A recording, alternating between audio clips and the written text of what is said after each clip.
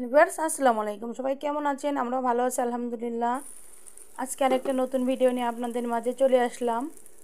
দারুণ স্বাদের খিরিসা পাটিসাপটা পিঠা। এটা খুবই মজার এবং খুবই টেস্টি, খুবই সুস্বাদু। না খেলে বোঝাই যাবে না, দেখে জিভে জল চলে আসতেছে, এত মজার হয়েছে, এত মজার। আর আমাদের এই জায়গায় প্রচুর বৃষ্টি, ঝড় বাতাস হয়েছে, কারেন্ট ছিল না, এই জন্য আপনাদের পুরো ভিডিওটা দেখাতে পারি নাই। অন্য একদিন পুরো রেসিপিটা দিয়ে দেবো। আজকে শুধু একটা